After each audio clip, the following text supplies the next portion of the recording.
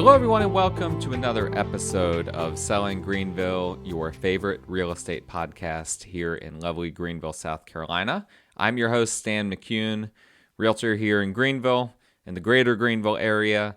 And this is my podcast. We've done this for now over a year, and I thank you guys for listening in. If you've never heard this before, please go ahead and subscribe. Give us a rating, give this podcast a review. I'd really appreciate that. Well, especially if you have heard it before and you've not given a rating or a review or anything, I would really appreciate that. Go ahead and hit that subscribe button as well. Download the episodes if you will.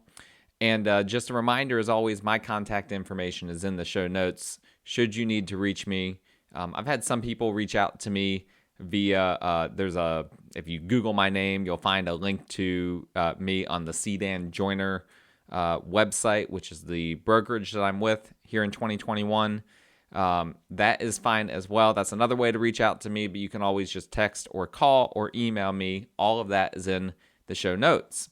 Today, we're going to be talking about a little bit of a deep dive into what is currently on the market. What is the current situation with our inventory? We've talked about this a lot, but I wanted to take a little bit of a deep dive. We're not going to spend a lot of time. I think this is going to be a short episode once it's all said and done. But what exactly is on the market and what is the current situation there? So let's dive right in the Greenville MLS. These are all statistics that I took directly out of it, just so that you guys know. And by the way, when we talk about the Greenville MLS, it also includes homes that are in Anderson County, homes that are in Spartanburg County, homes that are in Pickens County, and a few other counties as well. So because the Greenville MLS, so, we've got all these different MLSs in the area. We've got a Spartanburg one, an Anderson one, a Western Upstate MLS, which is the Anderson one. That I've already mentioned. We've got a Greenwood one. We've got a bunch of different MLSs in the area. And ultimately, Greenville is the biggest one by far. Now, that being said, sometimes a house will list in Spartanburg, but not in Greenville. That's kind of the most common thing that we see. Less common is it for something to be listed in Western Upstate, which is kind of like the Anderson Pickens one, as opposed to being listed in Greenville. But oftentimes things that aren't directly in Greenville, homes that aren't directly in Greenville, will end up still in the Greenville MLS because it is the biggest one. It's the one with the most exposure. And so we get a lot of listings from some of these other counties in the Greenville MLS. So you just need to understand that. That's why we refer to it as the greater Greenville area, because Greenville kind of consumes all of these other little markets to a certain extent. So not all of these numbers that you hear are just going to be Greenville. Some of these, quite a few of them actually, are going to include other markets. So that honestly makes the data a little bit more even shocking when you think about it. But here we go. We have currently, as of this podcast, I'm recording this on April 13th. And of course, these numbers will change as the day goes on, but this is April 13th, 2021. I pulled up the number of active listings in the Greenville MLS. Active listings means these are not under contract. I only focused on actual houses. Now, when I say houses, it's some type of structure that's non-commercial, typically. Every once in a while, a commercial property will kind of find its way in there. Non-commercial, also non-multifamily. There's really not a whole lot of multifamily on the market right now, so I'm not even spending my time with that at the moment. But just looking at general single-family housing, which includes, your standard, what we would call a detached house, a single-family house, includes condos, townhomes, apartments that are for sale. It would include mobile homes and modular homes and the other / mixed use category, which is there's not a whole lot for sale among those. And I'm not going to get too far into that. But those are kind of generally speaking what we're looking at. I'm not looking at multifamily, commercial, lots, or land. I will say I didn't filter out just the way this is structured. Some of these might have properties that are for rent. I just, so that you know, it's kind of a bit challenging to filter those out, just the way the Paragon software that we have to use is structured, that our MLS here is built on. So all of that to be said, I come up with the number of 1,241 active listings. Now, what does that mean, right?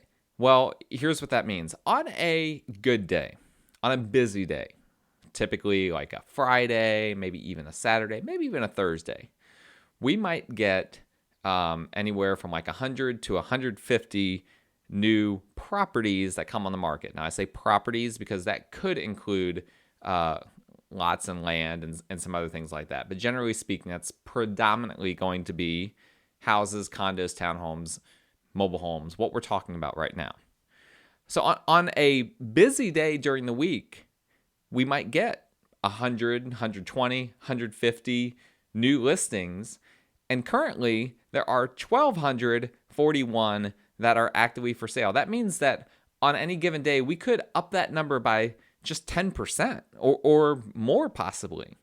And so what that means is that that's like nothing. Like 1,241, you think that there are more than 1,241 active buyers in the market right now? I listed a home recently that just in the MLS, okay, there are some statistics I can look at in the MLS once I list a house, and it will tell me like how many people in the MLS it hits. So if I set up a search for my clients in the MLS, then when a new listing comes on the market, it will basically be connected to the clients that it fits their criteria for. So if I set up a criteria for a client, 3-bedroom, 2-bedroom house in Greenville County, below $300,000, when a home that fits that criteria comes on the market, it will basically link that house to them, and it will, the way I have it set up, actually send them that listing for them to look at.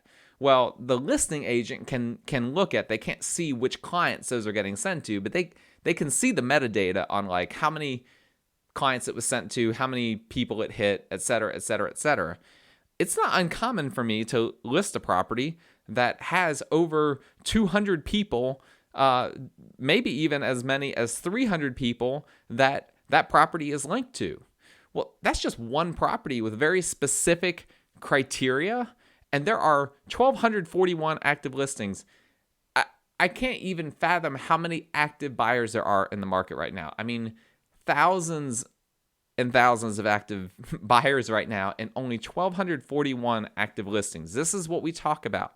We talk about the supply issues, the inventory issues in the Greenville area. You can't even fathom it. You cannot fathom how much of an issue this is. And this is why everything, it feels like at least, has multiple offers on it as soon as things hit the market. We can also look at how many are under contract. This is really shocking as well. There are currently 3,232 of these residential properties that are under contract. That's almost 3 times the number of those that are currently active for sale. 3,000 that are 3,232 that are under contract, 1,241 that are for sale. Absolutely crazy. The past 24 hours alone, 1,497 homes went pending. Now, pending is a weird status that we have here in Greenville. We have 2 statuses that refer to homes that are under contract. And I don't fully understand why we do it this way, but it is what it is. We have a contingent, and if you're on Realtor.com, which I always recommend people, if you're going to use like a website such as Zillow or Redfin or Trulia or whatever, use Realtor.com. It's much clearer. It's easier to see if a property is contingent or pending or whatever. But it'll say on there what that status is. So we have contingent is one of them. That just means there is a contingency on the property. That could be a variety of things: financing, repairs, inspections, appraisal, etc., etc. And then there's pending. Well, pending doesn't necessarily mean that there's no contingencies, but it can mean that. It means different things to different people. Some realtors, as soon as a property goes under contract, they automatically change it to pending. Some of them automatically change it to contingent and then keep it as contingent until it sells, and then they change it to sold. Others will start it when it goes under contract, if it has contingencies, under contingent, as contingent, and then at some point in the process, we'll change it to pending. That's what I tend to do. I feel like that's the most accurate thing to do. Usually once we're kind of past the main milestones in the process of the listing, such as the inspections and repairs and all of that, at that point, I will switch it over from contingent to pending. So all that to say, 1,497 homes the past 24 hours got switched to pending. That could be new homes that went under contract. That could be homes that got switched from another status over to pending. There's a lot of different things that could happen. The point is that in the past 24 hours, more homes went to pending than we have homes on the market. And that is absolutely insane. Absolutely insane. Again, I've got no category for that. I'm not happy about that. By the way, a lot of people are like, this must be a great time to be a realtor. No, it's a terrible time to be a realtor. Are you kidding me? Every buyer client, I'm having to do 3, 4, 5 times the work I normally do to get them to closing. We have to show how many houses, put in how many offers. It's discouraging. It's defeating for a lot of them. It's a very difficult time to be a realtor in many respects. It's not as difficult, I'm sure, as it was in 2008, 2009 from the stories I've heard from others when, we were in a major housing recession. But it's hard. It's not the easiest time to be a realtor. We would prefer that the market eases up a little bit. Those that only do listings that don't represent buyers, okay, they're having a great time right now, as long as they can get the listings. But those of us that do both, like myself, I represent buyers and sellers. For my sellers, it's great. For my buyers, which is a lot of my clients, it's pretty difficult. And so that's just something to keep in mind. If you're thinking about becoming a realtor, I would wait this one out a little bit, okay? Let the dust settle a little bit. You might be able to poach a buyer client here or there, but you're going to be spending a lot of time with those buyer clients. Just FYI. Now, we've got 1,241 active listings in the Greenville MLS. Here's a little breakdown of what these are. 912 of those, so about, 3/4 of those are regular houses, single-family houses, okay? 302 of them, so about roughly the other quarter of them are condos, townhomes, apartment types of properties. And then only 27 of them, kind of the table scraps, are mobile homes, modulars, or other types of properties. So the basic breakdown, we don't have a whole lot for sale. 3/4 of what we do have for sale is basically regular homes, mobile homes, modulars, etc. And about 1/4 of them are condos, townhomes, some type of attached property that is attached to another unit, a multi-unit type of property. Not multifamily, not like a duplex. Again, I'm not including those. There's not very many of those for sales, as I already said. But homes that are individual homes that are for sale, but that are attached. Those are what are deemed condos, townhomes, etc. So if you're looking for a condo or a townhome, you only have 300 to choose from. That is not very much. Not a whole lot to choose from here. If you're looking for a normal house, a single family house, 900 to choose from. That's also not a whole lot. It gets worse though. I hate to say it. So of all of these, so again, 1,241 active listings, almost half of those are new construction. 610 of those are new construction. Now, I mention that because most of the market is not looking for new construction. What I find myself doing is I find myself not pushing my buyer clients towards new construction, but focusing more on that than I have in the past and helping them to see, okay, it's crazy out there right now. If you're looking to move and you have some flexibility in terms of your time frame, new construction might be the way to go. Now, reminder, as a buyer's agent, I represent clients on new construction. I highly recommend, you don't have to use me, but get representation. The builder is okay with you having an agent. They're not going to reduce the cost of the house that you purchase, that you have built with them, because you don't have an agent. Get someone on your side that can actually represent you. All right. That aside, basically half of our inventory is new construction.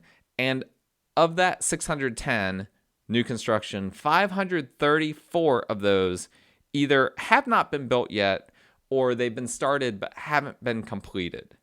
And again, that's not for everyone. A lot of people, they're looking to move. They're looking to move now. They don't want to get, into this whole new construction thing.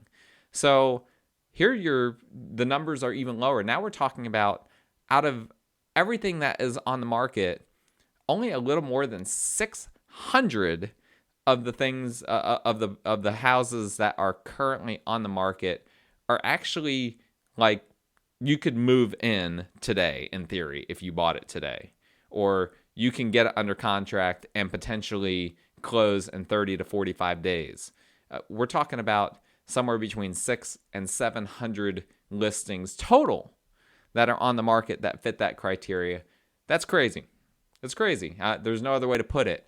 And one thing that we keep seeing over and over again in recent weeks is builders now. What's happening as people do start to go towards these builders, now they're becoming overwhelmed. And now they have to pull back and say, you know what, we're so far behind, and construction costs keep going up. There's volatility with building costs. And so a lot of these builders, Meritage, Mungo, SK, I think Enchanted, a variety of them actually aren't accepting new contracts. So it's actually making it even worse. I hate to say it, because now the builders are having this influx of buyers that normally would not be looking at new construction, but are, because they don't want to be out there in the marketplace where it's just crazy. They'd rather just go ahead and just build a home and just, go that route. The builders are getting overwhelmed. And so that's just going to create more issues. I hate to say it. It's just making it more difficult, but we need to just be honest about the situation here. All right, let's break this down a little bit more.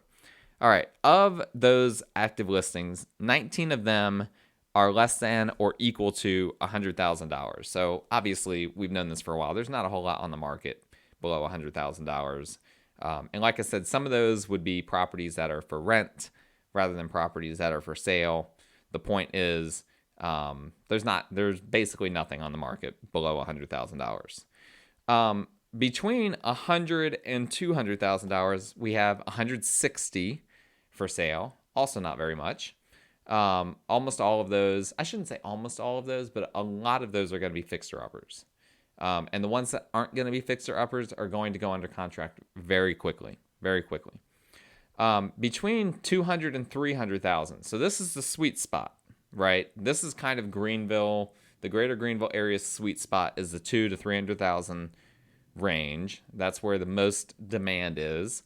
That would be 535 homes that are for sale in that range, 220 between 300 and 400,000, and then everything else 400,000 above is the equivalent of 466 active listings. So over a third of the active listings are homes that are over $400,000. This is why, and over half are over $300,000. Remember, the median price point in the greater Greenville area is like, I say $250,000. It's probably closer to like $240,000. But generally speaking, you can think of the average home that gets sold in this area as being about a $250,000 home. Right now, well less than half of the homes that are for sale are even close to that. Over half the homes that are for sale are above $300,000. So that's a problem. So here we go. This is the way the market is. Now, we've talked about this before, but I just want to mention real quick. This is why it's important to have a good buyer's agent. Just a shameless plug, because I am a realtor. I don't just do this just for fun. I do enjoy doing this podcast, but I don't just do this podcast just for fun. This is a way for me to promote myself. And so just a shameless plug, I have gotten a lot of clients under contract over the years in multiple offer situations. And I also understand what the balance is between going way above what a home is listed for, which we have to do sometimes right now, or how much wiggle room for negotiation do you have? Now, at the end of the day, I'm not pushy, so I won't push my clients to go way above the list price. At the end of the day, it's up to you. What is this house? If you're looking at a house, what's it worth to you? Is it worth it to you to go $10,000, $15,000 above what it's listed for? Is it worth it to you? Is this a very unique house? You don't think that you're going to find another house like this? Then you should probably consider going above the list price. If it's a house that you're like, I like it, but I'd be okay if I lost it, then you don't have to take that strategy. So there's not a one-size-fits-all strategy. It really just depends on what you do. But I try to be very honest and very forthright in terms of, okay, here's what I think you would need to do to get it. That it might not be worth it to you to do that, and I'll submit your offer even if it's not an offer I think will be accepted. But here is what I'm seeing in the market. And right now, I don't really see anything that sells below what it's listed for. It's just not happening unless the house is on the market for a really long time. And then if it's on the market for a really long time, you have an opportunity to go and potentially to get the price down a little bit, unless it's a builder. If it's a builder, you're not going to get them to come down too much on their price. A big production builder, don't even think about it. It's like going to a store and buying something. You don't go to Walmart and start haggling them on the price. That's the way the big production builders are around here in terms of the homes that they have for sale. So all that to say, it is a difficult market to be a buyer in. But if you have someone, it doesn't need to be me, just make sure you have a realtor on your side that understands how to get homes under contract in this market, that doesn't push you every time to go way above the list price, because that's not the right way to do it either. There's a lot more that goes into that than just saying, well, we got to go above the list price. We got to go above the list price. You might need to go above the list price to get the house, but you also might not feel good about it. And if you don't feel good about it, then you shouldn't do it. So there's a lot to consider there. But it is a challenging market, but we can persevere. I've got a lot of buyer clients right now, and I'm getting a lot of them under contract. If you're looking to get into the market, looking to buy, you need to make sure you've got a buyer agent that understands how to get you under contract in these difficult times. I've talked about this a little bit in my previous podcasts, so I'm not going to get into the weeds. I'm also not going to tell you all my secrets and have all those other agents that are listening to this steal all my secrets, all right? Let's just be honest here. But we've talked about this a little bit in the past. We talked about escalation clauses and how to word contingencies and how to make your offer a tight offer, something that's attractive and appealing to the seller, et cetera, et cetera. You can go back and listen to past podcasts where I talk about that. Right now, I just wanted to give you guys a quick snapshot of the market. Yes, it is still a very crazy seller's market, but don't let that discourage you from buying. It's not like prices are going to go down anytime soon. It's not like mortgage rates are going to go down. I don't anticipate mortgage rates are going to go below what they were in 2020. They're going to keep going up, almost certainly. And so really, you have two choices, right? If you're looking to buy, you can either choose to take advantage of the lower mortgage rates and all of that, but realize that it's a difficult market right now, or you can wait it out knowing that you're going to have homes that continue to go up in price and probably mortgage rates that continue to go up as well. So you're going to be spending more. You might have less competition. It might be a little bit of a more pleasant process of buying, but you're going to end up spending more in the long run. All right, that's all I've got for you guys. I hope you guys have a great week. We have a little cold front coming in. The weather's been great. We're going to have a little cold front coming in is what I understand. I think it'll still be nice weather. I'm looking forward to it. Trying to get outside as much as possible. But I love you guys. I hope you have a great rest of the week and stay safe.